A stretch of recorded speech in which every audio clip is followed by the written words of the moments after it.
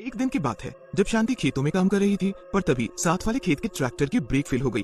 वो शांति के खेत में घुसा चला आया और शांति उसकी चपेट में आ गई। पास में ही हरि नाम के लड़के का भी खेत था, जो जल्दी से शांति के माँ बाप को बुलाने गया। हे भगवान, ये क्या हो गया? शांति के बाबूजी जल्दी से खेत में जाते हैं तो वहाँ शांति मरी पड़ी होती है। उसके माँ बाप फूट फूट कर रोने लगते हैं। हाय हाय मेरी बच्ची, भगवान ने एक ही औलाद तो दी, वो भी हमसे छीन ली। हाय भगवान। शांति के माँ बाप शांति को उसी खेत में दफना देते हैं। शांति के बिना उसके माँ बाप एकदम अकेले पड़ जाते हैं। उन्हें समझ ही नहीं आ रहा होता कि अब वो कैसे अपना बचा खुचा जीवन शांति के बिना निकाल पाएंगे। बड़ी मुश्किलों से उनका एक एक दिन गुजर रहा होता है और ऊपर से एक दिन जमींदार का आदमी दरवाजे पर आकर खड़ा होता है। कोई है क्या घर में? कौन है? अंदर आ जाओ। हाँ भाई, कर्जा देने का कोई इरादा है कि नहीं? कर्जा? हाँ, कर्जा जो तुम्हारी बेटी ने लिया था पिछले महीने। बेटा, हम कर्जा कैसे चुका पाएंगे? हमारा तो एक ही सहारा थी और वो भी चली गई। अब तो कुछ दिन में खाने को भी नहीं होगा हमारे पास। वो देखो, मैं कुछ नहीं जानता। जमींदार जी ने बोला है पैसे लेकर आओ। अब मुझे एक तारीख बता दो कि कब पैसे दोगे। हमें कुछ दिन की मोहलत दे दो। वो आदमी वहाँ से चला जाता है। उसके बाद बेचारे बूढ़े माँ बाप चिंता में पड़ जाते हैं। मैं सोच रहा हूँ कल से खेती करना शुरू कर दूं। एक बार की फसल से सारा कर्जा भी उतर जाएगा और हमारा भी गुजारा हो जाएगा। अरे पर आप इस उम्र में कैसे खेती करोगे? आप थोड़ी देर चलकर ही इतना थक जाते हो और खेती करने की बात करते हो। कोई और चारा भी तो नहीं है हमारे पास। अगर कर्जा नहीं चुकाया तो जमींदार हमारे खेत घर सबके ऊपर कब्जा कर लेगा। अगले दिन बेचारा बूढ़ा आदमी खेतों पर काम करने जाता है। थोड़ा सा काम करके ही उस बूढ़े आदमी की हालत खराब हो जाती है।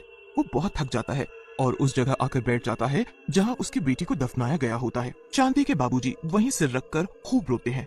बेटी, तू बहुत याद आती है। देख आज तेरे बाबूजी की क्या हालत हो गई है। जब तक तू थी हमें एक पल भी कभी किसी चीज से तकलीफ नहीं हुई। आज तेरे बिना सब खत्म हो गया है। बेचारा बूढ़ा आदमी रो धोकर उठता है और घर वापस आ जाता है। क्या हुआ?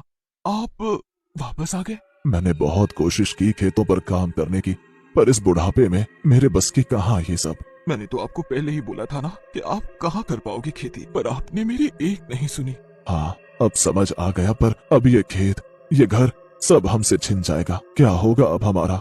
बेचारे बूढ़े बाप इसी चिंता में भूखे सो जाते हैं और उधर खेतों में जमीन से एक धुआं उठता है। सब जगह धुआं ही धुआं हो जाता है। धुएं से फिर किसी के हंसने की आवाज आती है। जब धुआं हटता है तो वहाँ एक चुड़ैल खड़ी जोर जोर से हंस रही होती है।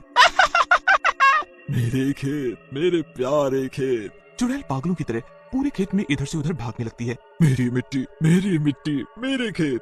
मैं इनको ऐसे बंजर नहीं रहने दूंगी। अपने माँ बाप को दुख नहीं झेलने दूंगी। मैं मरकर भी अपना फर्ज निभाऊंगी। चुड़ैल खड़ी होती है और खुद ही हल जोतना शुरू कर देती है। पूरी रात वो हल जोतती रहती है। फिर जैसे ही 4 बजने वाले होते हैं वो एकदम रुक जाती है। हाँ, सुबह होने वाली है, अब मुझे जाना होगा। किसी ने मुझे यहाँ देख लिया तो मुसीबत हो जाएगी। वापस से वहाँ धुआं उठता है और चुड़ैल उस धुएं में गायब हो जाती है। जब सुबह होती है तो पास वाले खेत में हरी काम करने आता है। खेत को आधा जुता हुआ देख वो बड़ा हैरान होता है। अरे बाबूजी तो बड़े ताकतवर निकले। बताओ, इस उम्र में आधा खेत जोत कर चले गए, पर समझ नहीं आ रहा कि उन्होंने ये सब किया कब। कल तो वो थोड़ी देर आकर वापस चले गए थे। हरी फिर शाम को घर जाते वक्त उन दोनों से मिलने चला जाता है और बातों बातों में खेत की जुताई की बात करने लगता है। ये बात सुनकर दोनों बूढ़े माँ बाप भी हैरान हो जाते हैं। मैंने तो ऐसा कुछ भी नहीं किया। मैं कल गया तो था पर वापस आ गया था। तो फिर बाबूजी आपका खेत किसने जोता? अरे तुझे गलत फहमी हुई होगी। छोड़ ये सब और बता, शहर कब जा रहा है? नहीं बाबूजी, अब शहर जाने की इच्छा नहीं है। सोच रहा हूँ यहीं रहूं। आपकी तरह मेरा भी दुनिया में कोई नहीं है। यहाँ तो अब सब गांव वाले अपने लगते हैं। आप भी मेरे माँ बाबूजी जैसे हो, पर शहर में कोई अपना नहीं।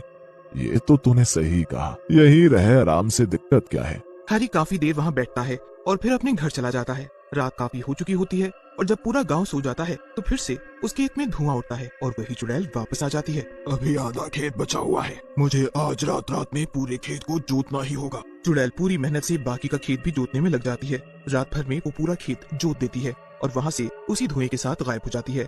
अगले दिन फिर हरी खेत देखकर हैरान हो जाता है और फिर से माँ बाबूजी को जाकर बताता है, पर उन्हें कुछ भी समझ नहीं आ रहा होता कि आखिर ये कौन उनकी मदद कर रहा है। आखिर कौन है जो हमारी मदद कर रहा है? क्यों ना आज रात को हम जाकर देखें। हाँ?